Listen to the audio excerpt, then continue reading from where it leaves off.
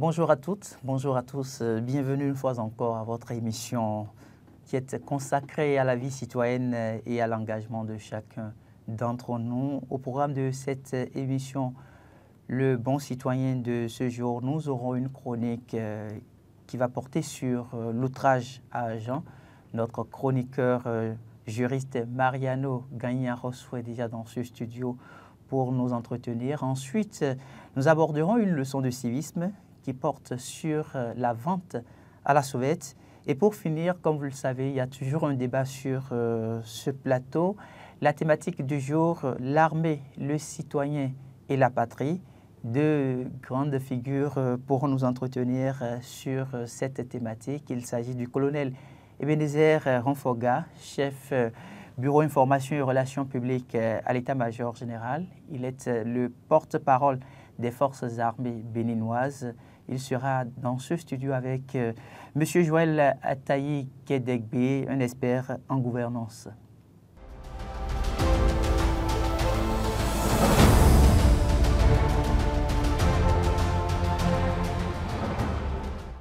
Nous démarrons donc cette émission par une chronique qui soulève bien évidemment de vives émotions, l'outrage à l'agent. Mariano Gagnarosso, bonjour.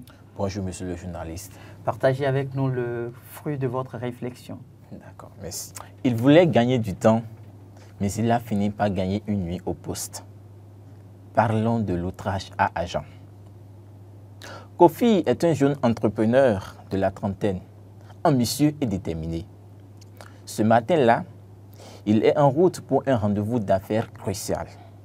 Un moment clé qui pourrait transformer son entreprise. Son esprit est accaparé par les enjeux de cette rencontre, les chiffres qu'il doit maîtriser, les arguments qu'il devra avancer. Chaque seconde compte. Mais alors qu'il roule à bonne allure pour ne pas être en retard pour son rendez-vous, il aperçoit un barrage de contrôle policier. Il s'arrête, tend ses papiers sans protester, mais avec une impatience palpable. Chaque minute qui passe alourdit son stress. Il tape du doigt le volant, regarde sa montre, soupire bruyamment. Son agacement monte en flèche, puis à bout de patience, il lâche sèchement. « Rendez-moi vite mes papiers.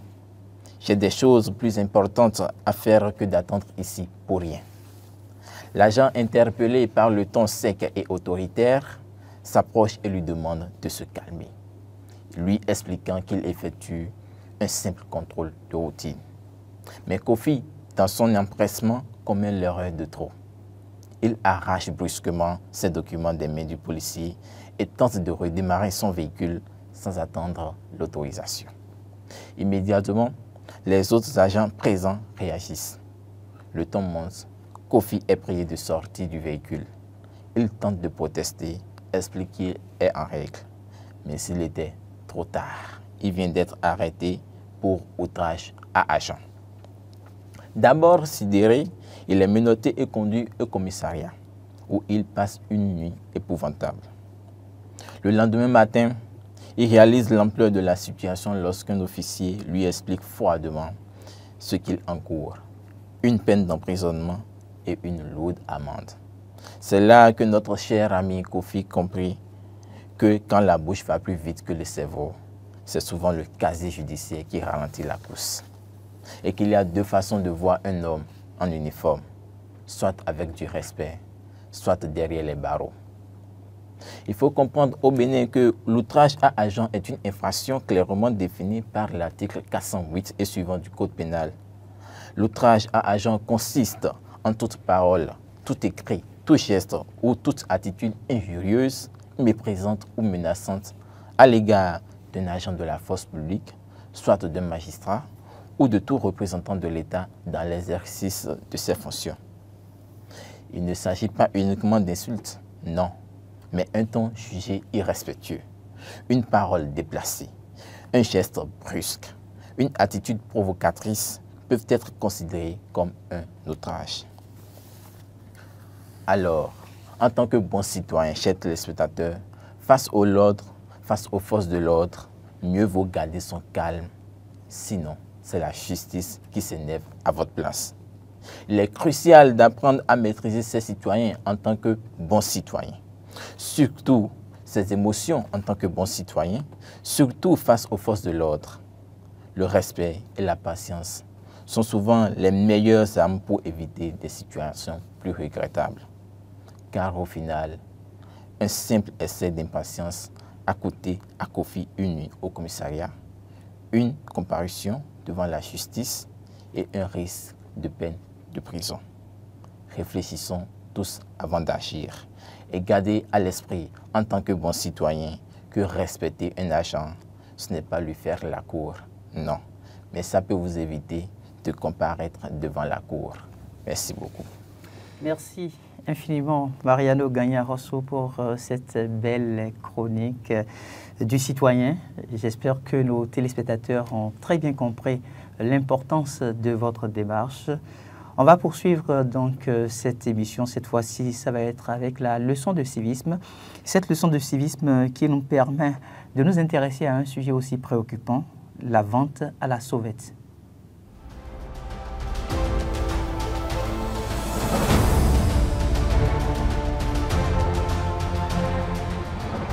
Bonjour à toutes et à tous. Aujourd'hui, je souhaite vous parler d'un phénomène qui mérite notre attention. La vente à la sauvette. Souvent perçue comme une simple activité commerciale, elle représente en réalité un véritable danger pour la sécurité de chacun sur nos routes. La vente à la sauvette se manifeste par la vente de produits sans autorisation, généralement sur le bord des routes, dans des lieux publics et plus particulièrement aux abords des feux tricolores. À première vue, cela peut sembler inoffensif, mais il est essentiel de comprendre les risques qu'elle engendre. Lorsqu'un vendeur s'installe près d'un feu rouge, cela crée une situation particulièrement dangereuse. Des conducteurs, souvent contraints de s'arrêter, sont facilement distraits par les produits proposés. Cette distraction peut les amener à relâcher leur attention sur la route, à perdre de vue les autres véhicules ou même à oublier la signalisation. Les situations de vente à la sauvette, au feu tricolore, peuvent également inciter certains automobilistes à accélérer pour éviter de s'arrêter, augmentant le risque d'accident. Il est également crucial de penser à la sécurité des vendeurs eux-mêmes. Ces personnes, en cherchant à gagner leur vie de manière précaire, s'exposent à des dangers considérables, notamment en se trouvant à proximité de la route. Ils sont souvent confrontés à des situations où ils doivent naviguer entre les voitures, ce qui les expose à des risques de collision et d'accidents graves. Les autorités locales, quant à elles, doivent jouer un rôle actif dans la régulation de cette situation. Une vigilance accrue et des mesures appropriées sont nécessaires pour garantir la sécurité de tous. Cela peut inclure des contrôles réguliers pour s'assurer que les vendeurs respectent les règles de sécurité et que des espaces appropriés leur soient attribués loin des routes. Même si la vente à la sauvette peut sembler anodine, elle représente un danger réel sur nos routes, en particulier aux abords des feux tricolores. La sécurité de chacun d'entre nous commence par une prise de conscience collective. Merci de votre attention.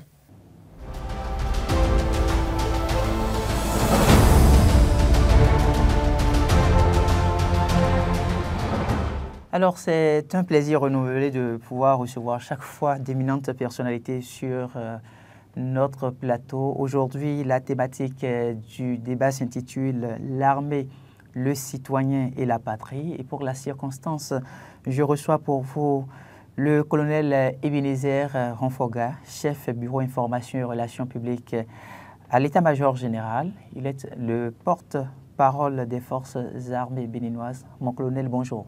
Bonjour Hector. Merci pour l'honneur que vous nous faites de partager ce plateau avec nous. C'est un réel plaisir pour moi d'être avec vous ce matin pour traiter d'un sujet assez sérieux. Merci, mon colonel. À votre suite, j'ai M. Joël Ataï Guédégbé, expert en gouvernance. Bienvenue. Bonjour, cher ami. Bonjour, mon colonel. Et bonjour à vos téléspectateurs. Alors, nous allons commencer tout de suite, puisque la thématique intéresse plus d'un de nos concitoyens, l'armée, le citoyen, la patrie. J'aimerais commencer avec vous, M. Joël Ataï Guédégbé. Je voudrais savoir tout de suite ce que l'on peut entendre par la patrie. Ah, la patrie. Pour contextualiser, en fait, la thématique. Non, la patrie, je dirais assez spontanément que c'est ce qui nous réunit, citoyens, inconditionnellement, autour d'un État, mais au-delà de la forme du droit, mais autour de valeurs qui transcendent nos particularismes, nos particularités, et qui font que nous nous sentons concernés par autant un État, mais concrètement un territoire et une communauté de valeurs donc dans la vie des nations. Et nous sommes donc appelés à être un État, et en tant que tel, nous devons soumission à notre État et fidélité à notre patrie, et faute de quoi je vous renvoie à la patrie dit. Voilà. Donc autant que nous ayons des familles, que nous avons des familles, la patrie constitue notre famille au niveau étatique et dans la forme juridique. Alors, on entend souvent dire que la patrie se retrouve au-dessus de tout. Qu'est-ce qui peut quand même justifier une telle démarche ? Écoutez, sans patrie, je vous disais tout à l'heure, je faisais un peu le parallèle avec la famille. Ouais. C'est comme si nous n'avons pas de famille, c'est comme si nous n'appartenons à aucune communauté étatique. Et nous sommes appelés à errer dans le monde, à être conduits par-ci, par-là, à ce qu'on nous nie un minimum de droits. Et il est vrai que même les apatrides ont quelques droits en termes juridiques. On n'est pas là pour parler de l'apatridie, ceux qui n'ont pas de nationalité en tant que telle. Mais la communauté internationale est organisée en sorte qu'on identifie, qu'on repère voilà, les communautés humaines dans leur forme étatique. Ainsi. Et donc, si nous ne nous en soucions pas, ben, nous risquons de le regretter. Et si nous sommes indifférents à une communauté d'appartenance, autant aller sous terre pour voir s'il y a mieux, quoi. Mais pendant qu'on est là, il faut se préoccuper de la maison commune, qui par extension, à un niveau étatique, constitue notre patrie avec les valeurs qui nous y attachent. Et qui sont parfois indéfinissables, mais qui sont un ensemble qui peut remonter jusqu'à l'histoire qu'on nous transmet, qu'on n'a pas vécu, sans parler de ce que nous vivons, ce que nous accomplissons au quotidien pour édifier davantage, pour porter plus loin cette maison commune. Et pendant que nous parlons armée et autres, enfin le colonel va davantage nous le dire, on doit se préoccuper de notre sécurité.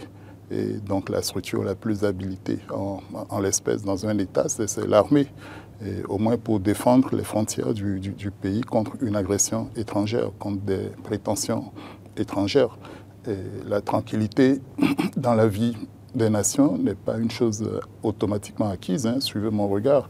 Nous-mêmes avons quelques soucis avec le terrorisme, comme d'autres pays en Afrique de l'Ouest, mais plus loin, c'est des États même qui se font la guerre, qui en viennent même, comme on l'a vu avec le discours d'investiture du président Donald Trump, à revendiquer, à avoir des prétentions même sur la maison, le territoire d'autrui. Vous voyez que ça appelle quand même que les citoyens de ces pays-là se préoccupent de leur survie, s'organisent en tant que tels, et un minimum d'attachement à cette patrie. Sinon, ben, autant vendre ça au plus offrant et passer à autre chose notamment.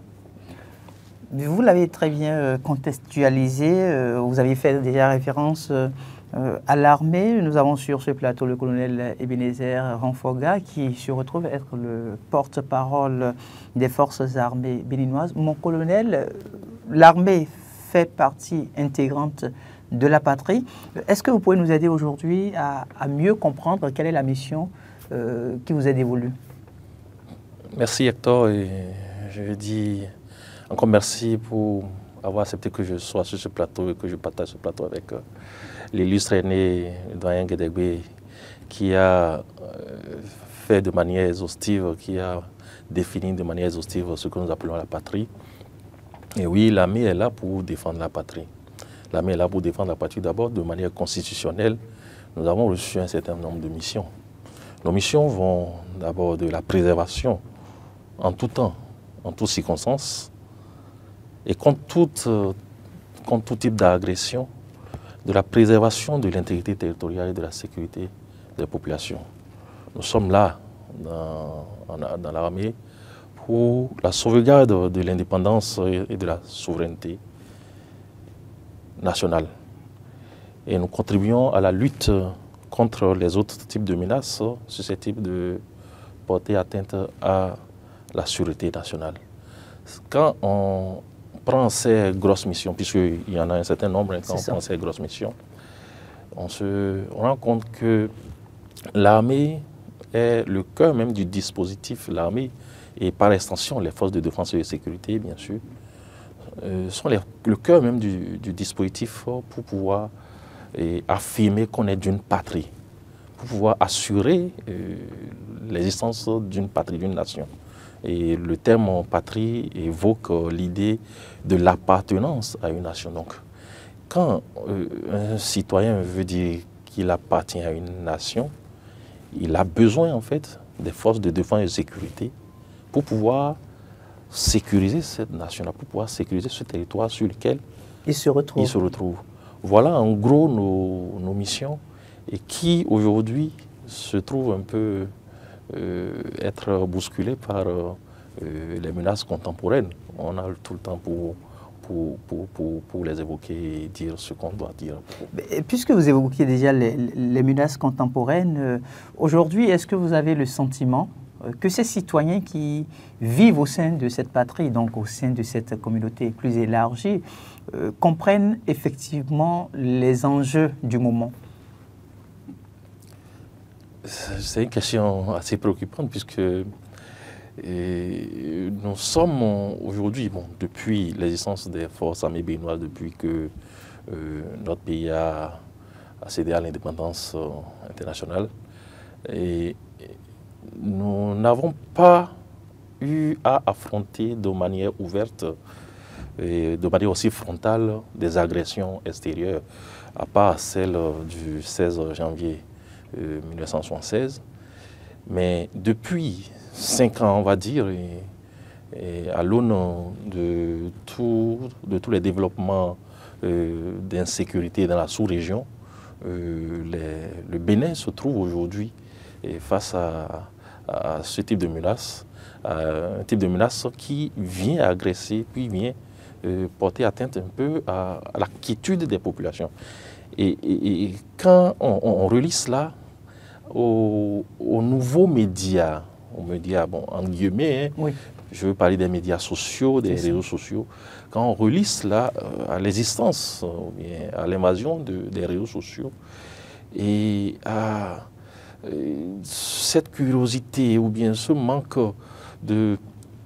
d'appréhension du danger que peuvent véhiculer les informations sur les réseaux sociaux, on se rend compte que le citoyen béninois n'a pas encore compris, n'a pas encore pris en compte la mesure de ce type de menace et participe pas nécessairement volontairement, par ignorance, à aider la menace à continuer d'exister, à promouvoir justement la propagande de cette menace-là.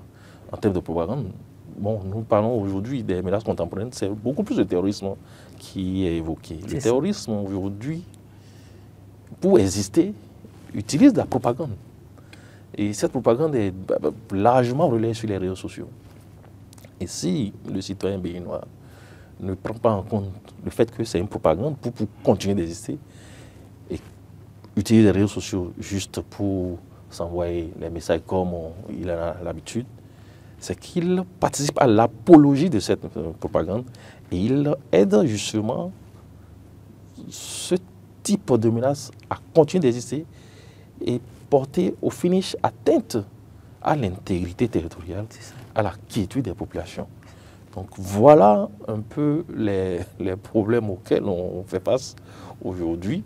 Et il y a quand même une petite éducation civique à faire, d'où l'existence de ce type de plateau.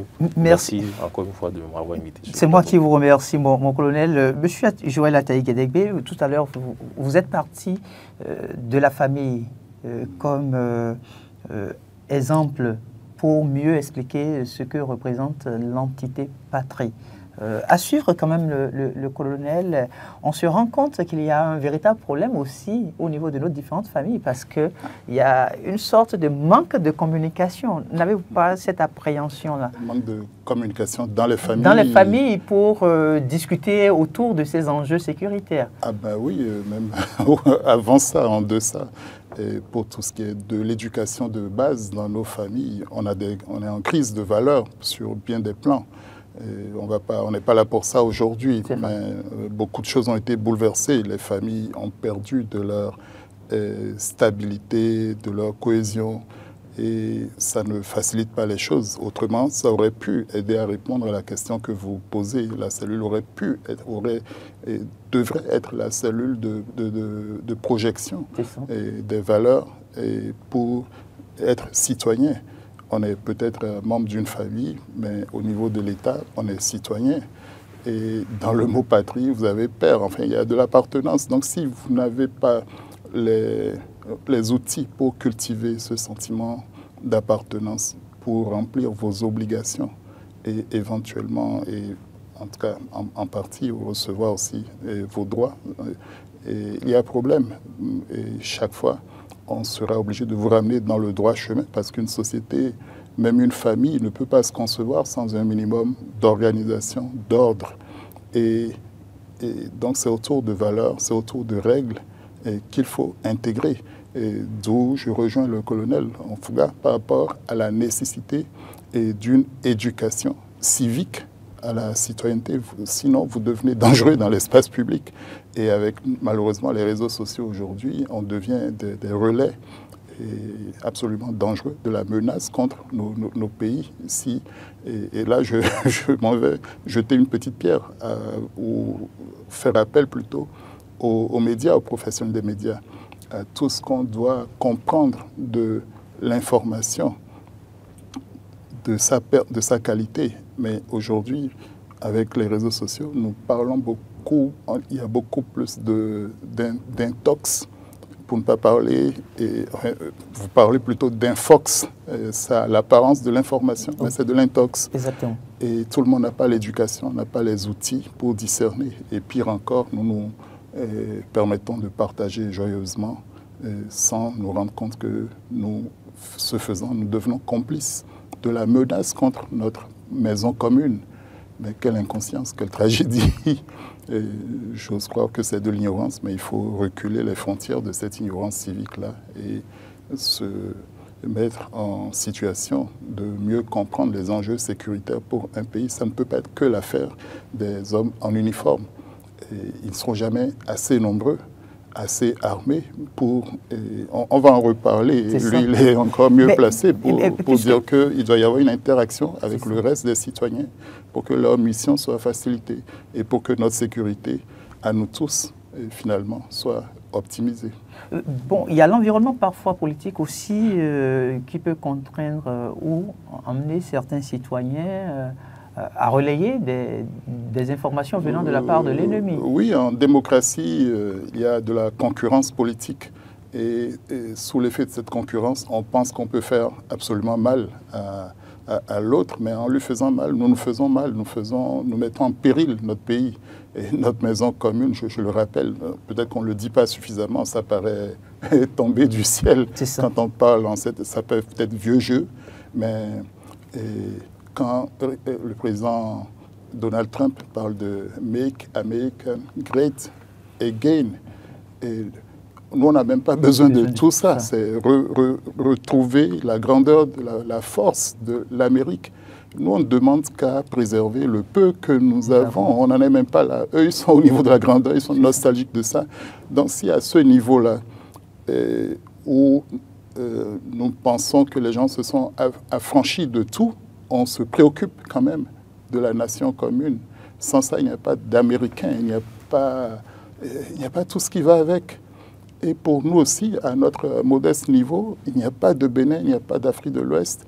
Et croyez-moi, si vous était donné d'aller dans certains autres pays, vous verrez le bonheur qu'il y a. Petite parenthèse, j'étais dans un pays où des élections sont devenues calamiteuses. Nous nous sommes rabattus sur notre... C'est au Togo, pour tout dire, hein, en 2005. Okay. On a dû traverser le fleuve Mono en catastrophe. Et pas que des Béninois, beaucoup d'étrangers. Mais ils étaient heureux, comme nous, de revenir dans un espace sécurisé. Et par les forces de l'ordre, c'était à peine s'ils ne se sentaient pas béninois en ce moment. Tous ces étrangers qui étaient avec moi, c'est vous dire l'importance d'avoir un pays sécurisé. Et en toutes circonstances, à la limite. On ne peut pas tout régler au niveau de la sécurité, mais il faut reculer les limites de la menace et faire en sorte que l'espace soit plutôt propice au développement des activités, même à la concurrence politique, mais dans la paix, donc à une vie politique apaisée. Et donc, la lutte politique ne justifie pas qu'on se mette à dire tout, à soutenir n'importe quoi, au risque même de compromettre l'instrument, l'outil de l'État qu'on veut conquérir. La vocation d'un parti politique, c'est de conquérir le pouvoir d'État pour l'exercer. Mais si déjà vous contribuez par votre insouciance, par votre inconscience, pour ne pas dire à la limite votre complicité de fait avec l'ennemi, si vous contribuez à détruire ça, je me demande sur quoi vous voulez régner après ou sur quoi vous voulez gouverner. On va peut-être revenir sur ces valeurs spécifiques à pouvoir développer, bien qu'on se retrouve dans une démarche politique à vouloir conquérir peut-être le pouvoir d'État. Mon colonel, dites-nous, aujourd'hui en termes de collaboration entre l'armée et les citoyens béninois, comment est-ce que l'environnement se présente? L'environnement, en termes de collaboration entre les citoyens et les forces armées béninoises, je dirais les forces de défense et de sécurité, est mi-figue, mi-raisin, je vais dire. Okay. Et surtout dans la zone où la menace est assez présente, nous posons des actes pour pouvoir les amener à adhérer à notre cause. Mais qu'est-ce qui devrait être normalement? Oui, ce qui devrait être, c'est que la population puisse aider les forces de défense et de sécurité. Mais comment elles peuvent le faire? Comment elles peuvent le faire? Parce que parfois, quand on voit l'homme en uniforme, il y a une certaine peur qui commence par animer. Justement, c'est ce qu'il faut éviter. L'homme en uniforme est là pour la sécurité de la population.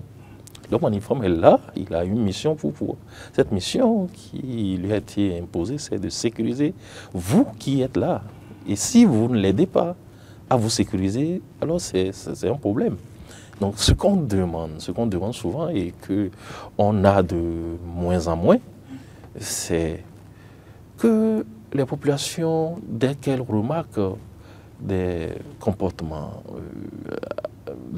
inhabituels dans leur espace, qu'elles se rapprochent du commissariat de police le plus proche ou bien de l'unité de l'armée la plus proche pour pouvoir dire à cette unité ce qu'elle a remarqué. Et nous prenons cela comme renseignement d'origine humaine et on travaille avec pour pouvoir anticiper sur l'arrivée de ces menaces-là. C'est vrai, les espaces dans lesquels il y a la menace aujourd'hui, c'est des espaces qui sont un peu retirés des grosses agglomérations. Et l'ennemi terroriste, c'est un ennemi qui est assez diffus.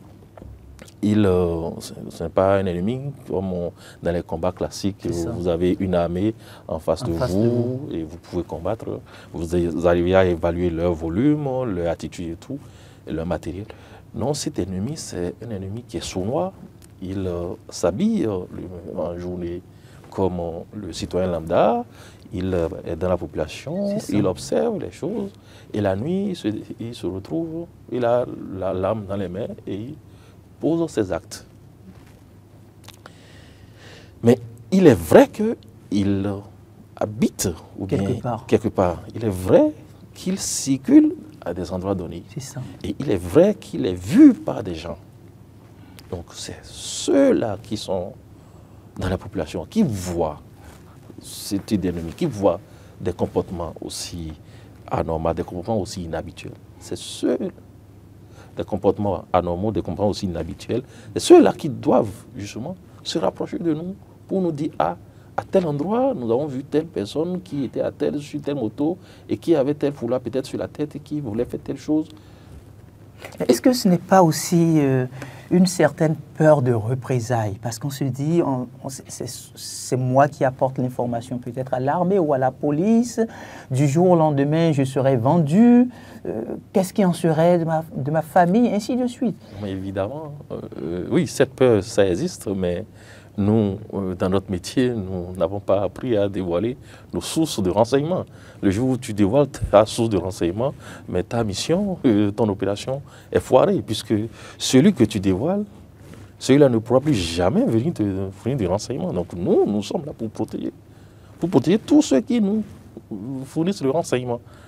Donc ça voudrait dire que dès qu'on va vers l'armée ou dès qu'on va vers les forces de sécurité publique et on essaye de partager une information pour faciliter peut-être des enquêtes, ça voudrait dire que la personne est bien protégée. C'est ce que vous dites? Vous nous rassurez de ça? Je vous rassure qu'a priori, la personne est bien protégée. La personne est bien protégée. Et si on ne peut pas protéger cette personne, autant ne pas lui demander de venir nous fournir des informations. Nous avons besoin de ces informations justement pour arriver à réussir notre mission qu'on nous a confiée. Donc, maintenant, quand on se retrouve face à ces appréhensions, c'est que nous aussi, nous avons un travail à faire. Celui-là de mettre en confiance la population. Et c'est dans cela que nous faisons ce que nous appelons les actions civilo-militaires.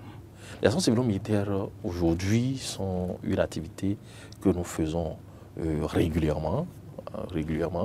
Et il y a ce que nous appelons les actions médicales gratuites que nous faisons dans les zones qui sont vraiment reculées. Et c'est un dispositif de la direction du service de santé des armées qui se déploie dans la zone et qui fait des consultations gratuites, administre des soins aux populations pour faciliter cette connexion entre la population et nous. Nous faisons aussi... Ce qui crée un brassage entre citoyens et puis forces de défense nationale. Donc, ces actions que nous faisons et que nous multiplions sont de nature à créer la symbiose nécessaire à l'acquisition du renseignement, laquelle acquisition du renseignement est encore tout aussi nécessaire pour la réussite de nos opérations. Donc, je suis d'accord que les populations appréhendent des représailles, mais je veux les rassurer de ce que la fourniture de renseignements ne vous amène pas nécessairement à être prise à partie par l'ennemi terroriste, puisque nous vous assurons la protection. Donc nous avons besoin de la population pour nous fournir des renseignements, pour mieux la protéger. Voilà ce que je voudrais dire. Mais de façon spécifique, quelles sont peut-être les actions que les citoyens pourraient mener pour pouvoir vous aider dans l'exécution de votre mission républicaine? Les actions que les populations peuvent mener pour pouvoir nous aider, c'est principalement la fourniture du renseignement. Puisque le terroriste, puisqu'il est diffus dans la population, et même si on veut poser des actions de manière frontale, on est obligé de discriminer. Donc, on est obligé de discriminer par rapport à la population. Donc, pour éviter ça, il faut identifier effectivement. Il faut identifier vraiment où est-ce qu'il se trouve et quels sont ses comportements, quelles sont ses habitudes. Et ce n'est que la population dans laquelle l'ennemi est diffus, ce n'est que cette population qui va nous apporter ces informations. Donc, nous avons besoin surtout de ces informations, de ce renseignement, pour pouvoir faire nos opérations de manière beaucoup plus efficace.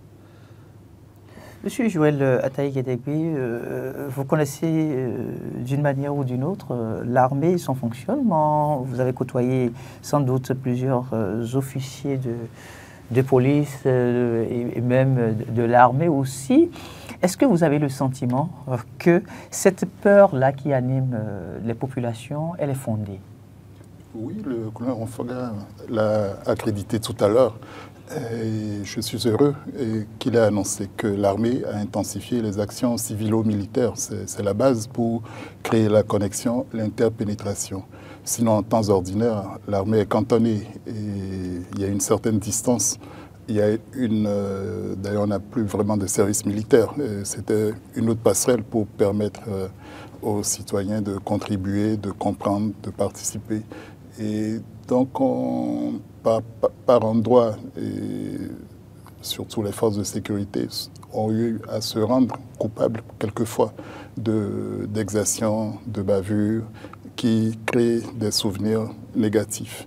Mais c'est dans le plaidoyer, c'est dans la discussion, c'est à travers les actions dont il a fait cas notamment, et il y en a de plusieurs ordres, qu'on fait baisser le taux de méfiance.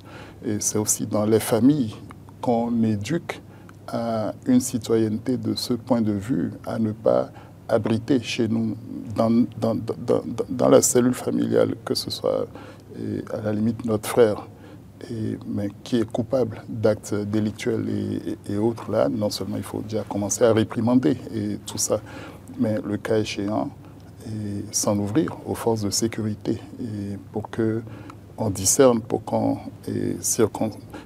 procède de manière ponctuelle et préventive à la non-extension du mal, ce qui va ronger la société. Et de proche en proche, mais alors c'est pire si la menace, si le territoire, son intégrité, si notre tranquillité sont dérangés par le tout venant, non seulement de l'extérieur, mais par nos complicités et par notre passivité, peut-être aussi et souvent par notre ignorance. Donc, il va falloir qu'on développe davantage les actions de communication sociale pour que le citoyen comprenne que chacun a un rôle, qu'il y a de la complémentarité, que les forces de défense et de sécurité, elles seules non seulement ne peuvent pas faire le travail, vous l'avez si bien dit, l'information est une denrée importante et la protection des sources, comme pour vos journalistes, est cruciale, sinon vous compromettez la suite. Et tout le monde ne le sait pas, il faut l'admettre. Et que ce soit au niveau des communautés religieuses, de tout ce qui est structure qui permet de prendre en main l'individu. Parce que l'individu livré à lui-même dans une société est dangereux ou bien est irresponsable tout simplement. Donc il faut arriver à le prendre en charge. Et ne nous méprenons pas sur le fait que les terroristes, puisque c'est actuellement la menace principale à laquelle nous faisons face, oui, ne se privent pas de faire de l'éducation à leur façon et d'orienter une formation, un discours vers... C'est les mêmes cibles. Et donc si l'État démocratique, si l'État responsable s'abstient de faire ce travail de communication, de proximité, de présence à travers des services sociaux ou à travers un minimum de base socio-économique, l'ennemi ne se prive pas d'exploiter ces faiblesses-là. Voilà. Et donc c'est un défi pour un État qui a des normes étendues. Les densités sur lesquelles vous avez affaire actuellement, les densités de population sont très faibles. Et donc c'est un défi de liaison, vous-même pour votre propre sécurité, pour les éléments avancés. Et la sécurité n'est même pas complètement garantie, voyez-vous. Et pourtant, il faut se déployer, il faut être connecté à la population. L'armée souffre de ce qu'elle, fatalement, elle arrive comme un corps étranger dans une communauté à un moment donné, et surtout dans ces zones-là où elle n'était pas présente. C'est ça. Et sa présence quotidienne n'était pas chose habituelle.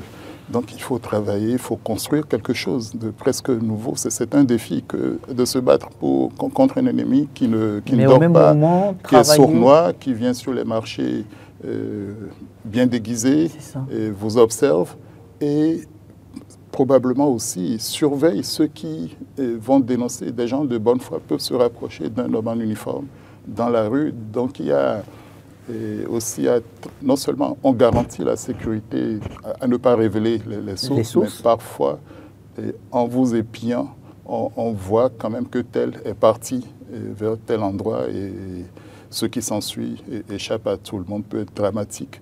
Et donc on ne fait jamais assez, mais c'est absolument ça le chemin pour faire reculer la menace et retrouver des espaces de plus en plus sécurisés où les populations aient un minimum de services socio-économiques de base, ne cèdent pas à la cupidité. Tout argent n'est pas bon à prendre. Et un indicateur très important, par exemple, de présence ou de velléité d'implantation terroriste, c'est que les gens viennent parfois, ils dépensent très prodigieusement. C'est ça. Ils font des dons au-delà de dons pratiquement sans raison. C'est ça. Et ils peuvent vous acheter 10 fois, 20 fois plus cher. La marchandise, ça devient suspect quand même. Quelle est cette générosité soudaine? Mais après, c'est la brutalité qui prend le dessus. Ah oui, il n'y a pas de cadeau après. Bon, donc, il faut qu'on se méfie. Tout l'argent, tout bien qui vient n'est pas forcément bon à prendre. Sinon, c'est un hameçon dangereux auquel on est en train de mordre. Et après, ça devient une spirale. Si vous fréquentez les gens sans en parler un peu, on vous fait déjà du lavage de cerveau. C'est ça. On commence par vous orienter d'une certaine façon et peut-être que vous êtes piégé à votre corps défendant et vous cherchez des opportunités, peut-être d'emploi, de voyage, ils vont faire miroiter je ne sais quoi. Et donc il faut que dans les familles, on retrouve le sens de la discussion, qu'à l'école, qu'on apprenne à faire son devoir, à respecter l'institution, à être de plus en plus attentif. Ce n'est pas entretenir la délation dans une société. Nous avions déjà ce défi en zone urbaine et autres là, par rapport à la criminalité, au délit. Et nous voilà désormais projetés vers dans quelque chose de violent qui ne prévient pas. Et donc il va falloir qu'on s'y mette tous et qu'on intensifie cela. Colonel Ebenezer Ronfoga, je me rappelle lors de la fête nationale, lors du défilé militaire, j'ai entendu une phrase qui aura retenu mon attention, c'est qu'aucun centimètre carré de notre territoire ne sera cédé à l'ennemi et que l'armée s'engage à y travailler davantage. Dites-nous concrètement, comment est-ce que vous parvenez à nourrir une certaine fierté de défendre le territoire dans son intégrité en tant qu'armée? Oui, déjà, je voudrais repréciser les propos. Ces propos sont le credo du géant des divisions, chef d'état-major général des forces armées béninoises. C'est de ne laisser aucun centimètre carré du territoire être occupé par l'ennemi. Et il a utilisé depuis sa prise de commandement. Et nous y travaillons fermement. Nous y travaillons fermement aujourd'hui. Et c'est vrai, il y a un exemple qui est très récent d'une attaque brutale d'une de nos positions. Le 8 janvier 2025, c'est le jour qui a montré que là, nous sommes entrés dans un nouveau mode d'action de l'ennemi sur notre territoire. Ça se faisait dans nos espaces, enfin ça se faisait chez nos voisins, mais venir en nombre aussi élevé pour attaquer une de nos positions, c'était la première fois. C'est vrai, nous avons subi une attaque violente, mais toujours pour arriver à garder, arriver à maintenir cette idée de ne laisser aucun centimètre carré du territoire à l'ennemi. L'attaque qui a eu lieu à partir de 16h12, déjà à 18h, la position était reconquise. Wow. La position était reconquise par les troupes aéroportées.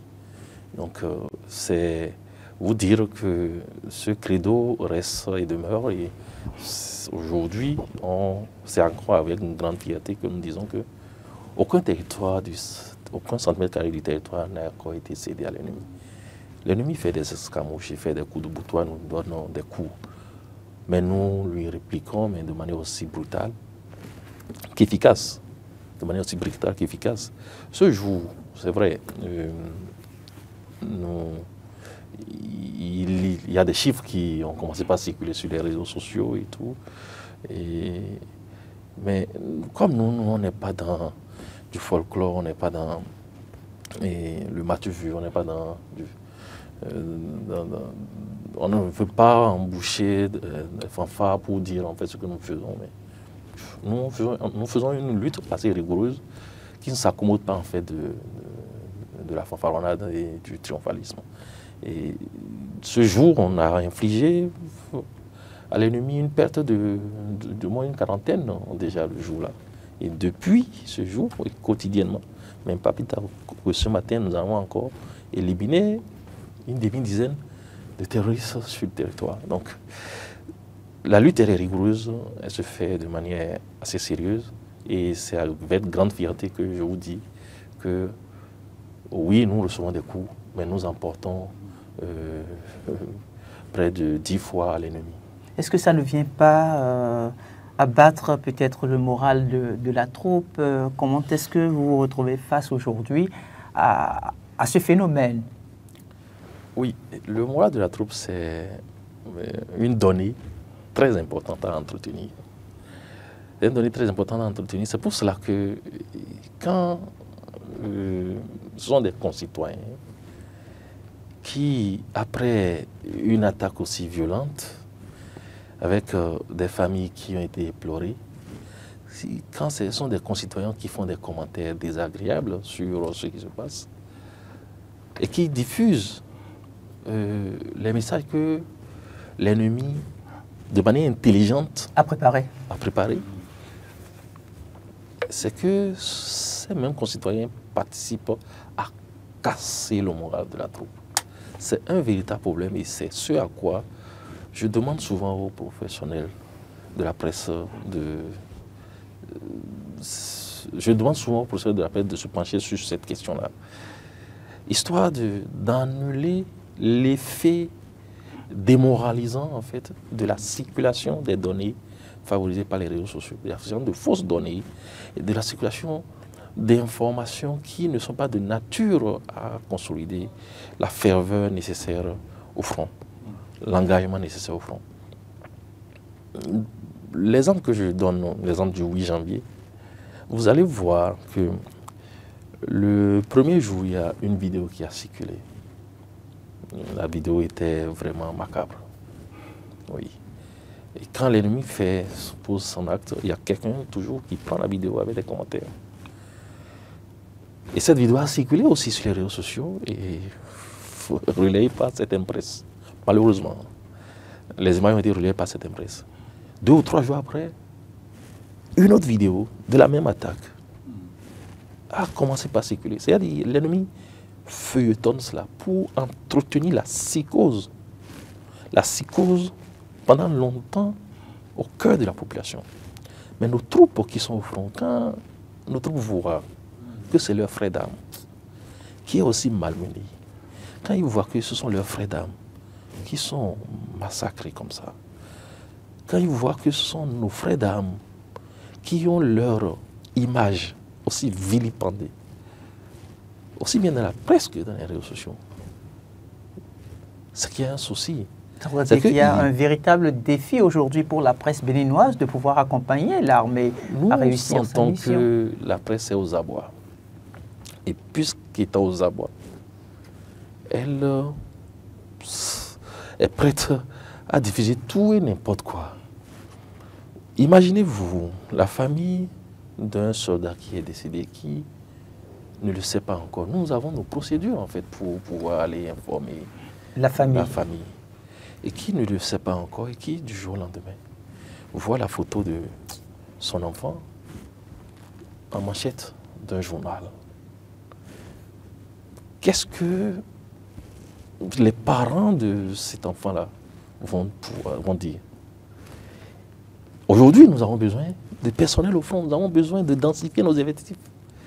Mais quand vous faites ça, vous démoralisez les gens, les levées de contingents, les recrutements qui vont venir, mais on n'aura plus personne. Mais qu'est-ce qu'il faut faire aujourd'hui, mon colonel, pour quand même vous accompagner à réussir la mission? Parce que, tel que l'a dit M. Joël Taï Guédégbé, nous sommes partie intégrante de la patrie et vous êtes en réalité l'institution habilitée à pouvoir assurer l'intégrité de notre territoire. Ce que je demande souvent aux professionnels de la presse, c'est que nous ne sommes pas antagonistes, nous sommes plutôt partenaires. Nous sommes partenaires en ce sens que la lutte est commune, vous venez de le dire. La lutte est commune. Le jour où l'État s'écroule, je ne pense pas que le journaliste aura la quiétude qu'il faut pour pouvoir exercer son métier. Ça, c'est vrai. Et quand c'est comme ça, quand on se met dans ce postulat, on doit pouvoir accompagner. C'est-à-dire se contenter de dire ce qui est vrai et de voir si ce qu'on veut dire là, si c'est opportun, si ce n'est pas opportun, si ça peut porter atteinte à l'intégrité, au moral de la troupe, si ça peut porter atteinte au moral de la troupe, qu'on s'en passe. Il faut en fait que le traitement de l'information soit fait de manière aussi responsable que patriotique. Nous avons parlé tout à l'heure de la patrie. Si la patrie s'écoule, je ne pense pas que quelqu'un parmi nous serait ici en train de... Et c'est ce que veut l'ennemi. L'ennemi veut justement occuper des territoires ou bien prendre le Bénin comme une zone de transit pour continuer ce trafic entre le Sahel et notre grand voisin de l'Est. Donc c'est autant de choses qui font que si nous, on ne fait pas le travail, si on n'empêche pas l'ennemi de circuler, si on n'occupe pas les espaces par lesquels il doit circuler, mais le département de la Liborie, le département de la Takora serait bon bouillon. Excusez-moi, ce terme, c'est un terme purement militaire. Alors, merci beaucoup, mon colonel. On tend progressivement et sûrement vers la fin de cette émission. Si vous voulez, oui, allez-y. Revenir sur un point très important que le doyen a soulevé tout à l'heure. D'accord. Le doyen a parlé de l'armée qui est projetée aujourd'hui dans des espaces dans lesquels elle n'avait pas l'habitude d'être. Et donc, il y a... Dès que sa présence se fait remarquer, parfois les populations de difficultés à collaborer. Voilà. Et justement, la lutte, la stratégie, elle est dynamique. Elle est dynamique. Au début, il y avait une posture qui était adoptée, mais aujourd'hui, la posture a changé. La posture est en train d'évoluer. Et justement, à l'aune d'un recrutement que nous avons appelé recrutement sur titre de 5000 personnes, en fait, ce recrutement sur titre tient de ce que c'est principalement des militaires issus des espaces qui sont sujets ou bien qui sont potentiellement sujets à la menace.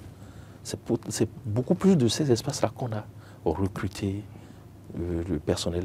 Et ce type de personnel nous aide au brassage entre l'armée et la population. Et ça nous permet aujourd'hui, qu'on le veuille ou pas, d'acquérir quand même un certain nombre de renseignements. Et c'est grâce à ça justement que la suractivité de l'ennemi au sud de nos voisins n'arrive pas encore à nous atteindre aussi ouvertement. On porte le vœu que ça ne puisse d'ailleurs pas être effectif. Monsieur Joël Taï Guédégbé, votre mot de fin sur cette émission?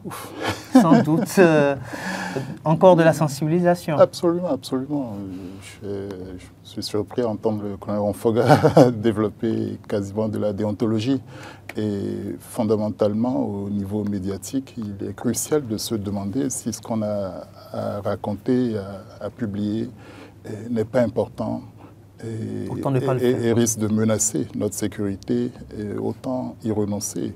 Et vous connaissez les restrictions en matière de sécurité et de défense par rapport à la diffusion de l'information. Donc le traitement de l'information caractérise le journaliste. celui qui, sur WhatsApp, fait ses partages à tout va n'est pas journaliste. Il se croit journaliste en partageant, mais c'est de l'irresponsabilité grave. Le journaliste, lui, il est responsable et il doit pouvoir discerner ce qu'il mérite d'être montré ou de l'être avec les précautions qui vont avec. Et on n'est pas là pour tout ça, mais bon, je me permets de le rappeler quand même malgré tout. Et souhaiter que nous nous préoccupions du moral des troupes. Et parce que pendant que nous dormons, elles ne peuvent pas fermer l'œil. Et c'est beaucoup déjà, c'est beaucoup de sacrifices, sans parler du risque d'y perdre sa vie. Et au fur et à mesure que, enfin, le colonel Onfonga a parlé finalement d'une approche dynamique, non seulement de la présence sur le terrain, mais de l'accompagnement des moyens que l'État et que le politique, parce qu'au sommet de l'État, c'est le politique et l'armée, il doit soumission. Mais l'armée ne peut pas toujours parler, encore moins publiquement, de ses besoins ou de ce qui peut-être ne va pas. Mais il est important que, quel que soit le camp politique où l'on est, qu'on se préoccupe de contribuer au renforcement des moyens de l'armée et de son moral. C'est le minimum pour tenir, et parfois presque sans armes. Et c'est la détermination de défendre cette patrie-là, qui n'est pas si vague que ça. Et non, c'est quelque chose de concret. Et nous devons redécouvrir les valeurs du patriotisme. Et personne ne peut s'en passer dans la communauté internationale. Et sans utiliser les grands concepts, hein, c'est notre survie quotidienne qui se joue et comme ça. Et donc, sachons raison garder et donnons les moyens qu'il faut aux forces de sécurité et de défense. Et contribuons autant que nous le pouvons par un comportement responsable, par la volonté de mieux apprendre, comprendre de la vie publique et par quelques notions civiques.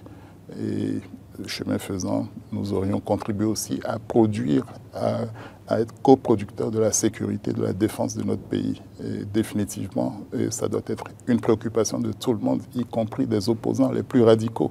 Demain, il est possible que ce soit eux qui soient à la tête de l'État. Mais quel bonheur, quel plaisir d'avoir détruit ce que vous devriez plutôt entretenir, ce que vous seriez fiers d'avoir amélioré et magnifié.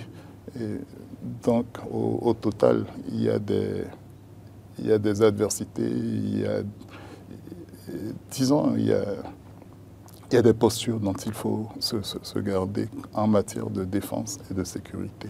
Merci, monsieur. Après, pour le reste, on peut s'opposer, on peut se taper là-dessus. Parfois, même les militaires se tapent là-dessus, dans toutes les meilleures familles du monde. Mais s'agissant du pays, il n'y aura pas d'excuses.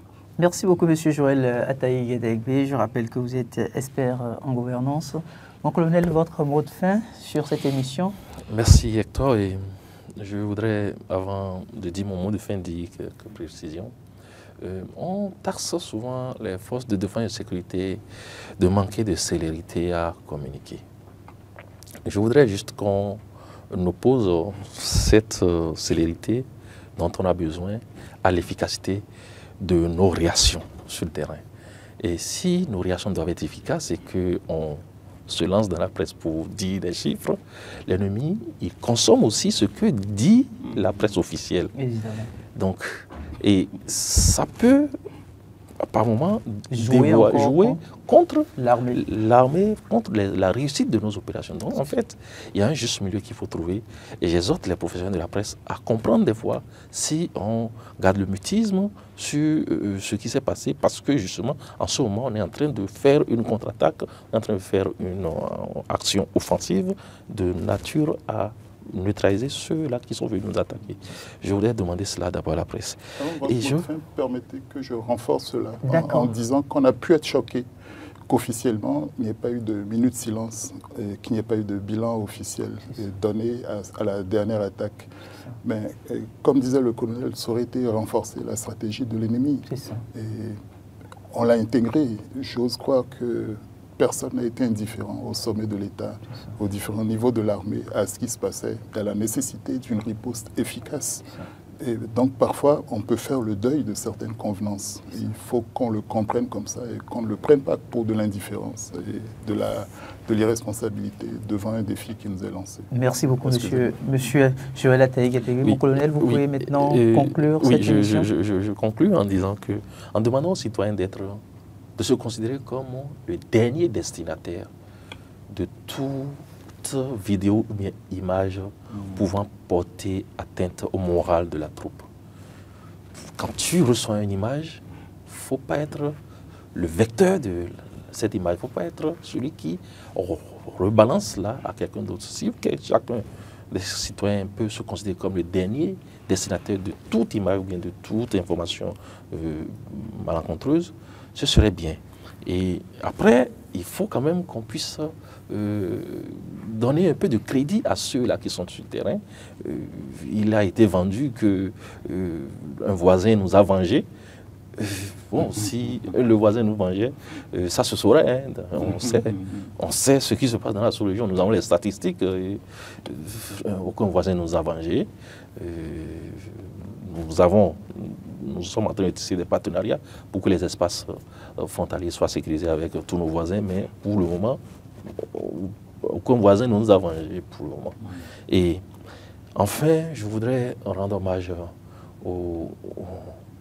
à l'âme de nos frères d'armes qui sont décédés et dire aux familles, implorer que les forces armées béninoises, les forces de défense et de sécurité ne manqueront pas de les soutenir.